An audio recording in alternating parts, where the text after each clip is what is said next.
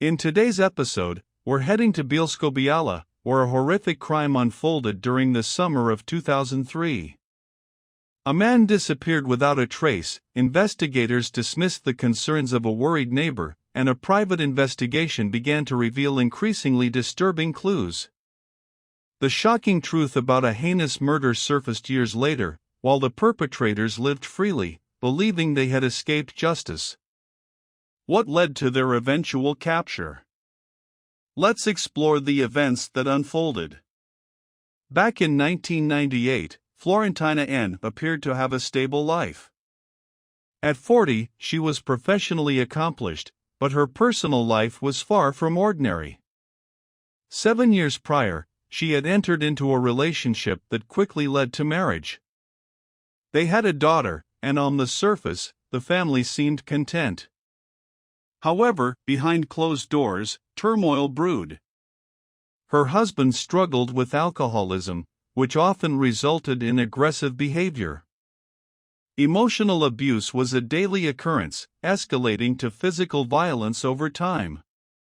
Florentina became a textbook example of a domestic abuse victim, with her daughter witnessing the ongoing trauma. Exhausted by the constant conflict and her husband's addiction, Florentina decided it was time for a change. She hailed from a modest family near Tarnow, where she was the eldest of 3 children. Her upbringing was typical. Her family wasn't affluent but managed to provide the essentials: a summer trip to the seaside, a family car, a tidy apartment, and decent clothing. Passionate about chemistry, she pursued studies in a technical school specializing in the subject. After graduation, she secured a position as a lab technician, a role she held for over 15 years. By 1998, her life had taken a drastic turn. After enduring years of abuse, she filed for divorce and severed ties not only with her ex-husband but also with her parents, siblings, and even her daughter. She sought a complete fresh start. Some sources suggest her daughter went to live with her grandmother, though this remains unconfirmed.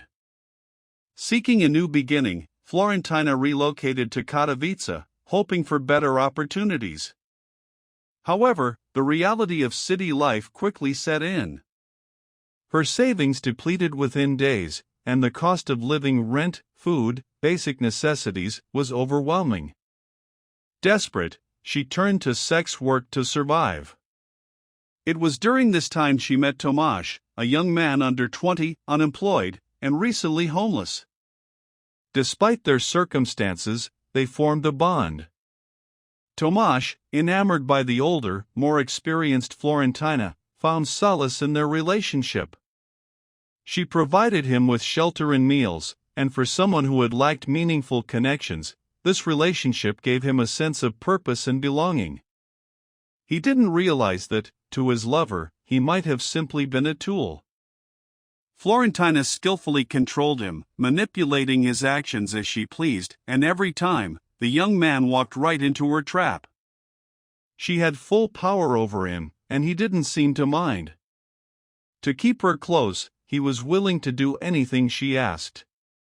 He even accepted her profession and supported her in continuing the world's oldest trade. Their relationship lasted until 2001, when suddenly, without a word, Florentina left Katowice. Around that time, she met a man named Stanislav W., who was 3 years younger than her. She left her old life, friends, and Tomasz behind, choosing to start over once more, this time with a man she had just met. Their meeting was purely by chance, and Stanislav was the complete opposite of the bold, impulsive woman. He was a reserved introvert with a well-structured life. He lived with his father on a large farm, and his daily routine revolved entirely around working the land. Having a woman in the house was something entirely new for him.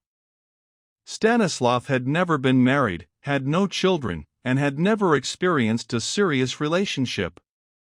In the village, he had a reputation for being someone who couldn't quite manage his own life, someone unreliable. He was shy, quiet, and kept to himself, while Florentina portrayed herself as an educated woman who had seen much of life. Their relationship escalated quickly. Soon, she moved into the farmhouse and began to learn the ins and outs of the property. Acres of farmland meant an opportunity for a comfortable life, but Stanislav was reluctant to sell even a small part of his inheritance. But Florentina had a clear agenda. She dreamed of a quiet but wealthy life, and now that the opportunity was in sight, she wasn't going to let it pass. She started pressuring Stanislav to register her as a resident in his home, and eventually, he gave in. Next came talk of marriage, but that was a step too far for him. Florentina then started planting the idea that the land was large enough to divide into smaller plots and sell them, but the man held firm in his refusal. So she changed tactics. She began breaking down his resistance, playing with his emotions, and manipulating his mood. Eventually, Stanislav, unable to say no, agreed to sell 15 areas of land.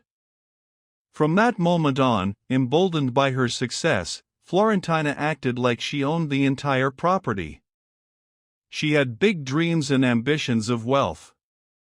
The plan just needed to be completed to gain ownership of the rest of the land. Parts 3 to 9 continue in the next step. A few weeks later, a buyer showed interest in purchasing a desirable piece of the land. From the very beginning, it was Florentina who managed the transaction. She was eager to finalize the sale quickly. While she was negotiating the price, Stanislav walked around looking dejected and defeated. He didn't want to sell any portion of the land and felt terrible about it. That's when something happened that threw a wrench into her plans. Stanislav's father passed away. This event had a significant impact on the sale because new legal procedures had to be followed. In order to sell the property after his father's death, Stanislav needed to establish a new deed of ownership. Complicated inheritance laws brought the sale to a halt. For Stanislav, who was mourning, dealing with land sales and legal paperwork was the last thing on his mind. Florentina didn't hide her frustration over the situation. Instead of supporting her partner through his grief, she pressured him to continue the process of selling the land. The whole scheme had been stitched together so sloppily that even Stanislav started to sense what was going on. He arranged a meeting with the man who wanted to buy the 15 areas and explained that he was no longer interested in selling the property. He apologized, and the potential buyer was understanding, even saying he'd be happy to do business in the future if things changed. But that wasn't the only person Stanislav spoke with that day. After the meeting, he visited a neighbor, a woman named Barbara, a distant relative of his, though we'll skip the family details for narrative clarity. He told Barbara that he didn't feel loved, that he suspected his partner only wanted to use him for money. He felt overwhelmed and began to realize that Florentina may not have had pure intentions. Ever since his father's death, she had been irritable and aggressive, and arguments in the home had become a daily occurrence. Perhaps she sensed that Stanislav was catching on, and so she decided it was time to activate Plan B. One day in 2003, she traveled back to Katowice to find her ex-boyfriend, Tomasz. When he saw her again, all the old feelings came rushing back, and he fell under her spell once more. Florentina told him he could become rich and live by her side, all he had to do was help her with a certain task. She promised he'd learn the details when the time was right. Still smitten, Tomasz agreed. The two of them made a plan. He would travel to the countryside and hide in one of the farm buildings. Once she called for him, he was to come out and help. Tomasz went along with the plan, and just as they discussed, he hid inside a barn, waiting for her signal. Florentina knew that even if she managed to get rid of Stanislav, she wouldn't be able to dispose of the body on her own. That's why she needed Tomasz, someone who would do anything she asked. The murder plan involved poisoning. Florentina prepared dinner and laced it with a large amount of sleeping pills. She served the meal and carefully watched as Stanislav took bite after bite. But at some point, a look of discomfort crossed his face. The food didn't taste right, different than usual, so he pushed the plate away and refused to eat anymore. Florentina was visibly stunned, but she had anticipated that possibility. When Stanislav stood up and began to walk away, she grabbed a crowbar she had hidden earlier and struck him in the head with full force. He collapsed to the floor, but the blow wasn't strong enough to knock him unconscious. She then shouted for Tomasz, who arrived within seconds. He tackled the man lying on the floor and held him down. Meanwhile, Florentina continued delivering more blows, mostly to the head, and the injuries proved fatal. How long it took for Stanislav to die is unclear, but the assault ended in his death. Parts 5 to 9 will follow. Once they had finished cutting Stanislav's body into pieces, they sat down to drink vodka, trying to numb the horror of what they'd just done. The following morning, they resumed their work. They placed the remains into a bathtub filled with water. They added lime to the mix, a substance known for its corrosive properties, and cement, which helped mask the smell of decomposition. After some time, all that was left at the bottom of the tub were fragments. They packed the remains into smaller bags. Some of the contents were scattered at a nearby construction site, where work on a highway was underway. But that was only one part of the larger plan. The very next day, Florentina called on a friend, a man who came over to help with home renovations. He redid the kitchen and bathroom, plastered the walls, painted them, and varnished the floorboards. His role, however, didn't end with the remodeling. More on that shortly. After the renovations, the couple went on living as if nothing had happened. They raised no suspicions. Florentina told others that Stanislav had suddenly left for Germany, where he'd found a good job. In the meantime, her nephew Tomasz would be taking care of the farm. No one questioned the story. If she said it, it must be true, and no one bothered looking for Stanislav anymore.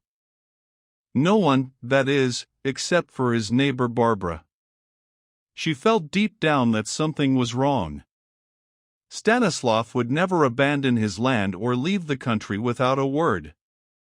She didn't believe the tales she'd been told, but no one wanted to listen to her. Barbara watched as Florentina strutted across the property, making changes and selling off belongings.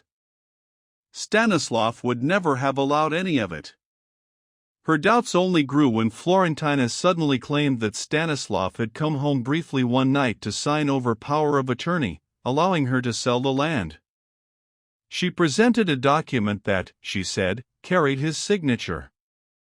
In July 2003, the same day she produced the document, she filed paperwork with the local court to declare her ownership of the inheritance.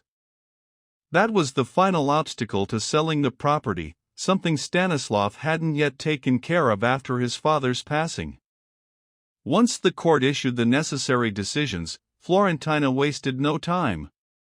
On August 5, 2003, she scheduled a meeting with a notary. In the meantime, she reached out to the man who had previously shown interest in buying the land. To seal the deal quickly, she even lowered the asking price. On the day of the meeting, both parties arrived at the notary's office, the buyer on one side, and Florentina with her supposed partner, Stanislav, on the other. They both presented their ID cards, and everything seemed to be going according to plan. But suddenly, the buyer backed out. His behavior was strange and unexpected, which immediately caught the attention of the notary. That's when the man revealed something shocking. He said he personally knew Stanislav, and the man sitting across from him wasn't him. This revelation meant a serious crime had taken place. The notary called the police.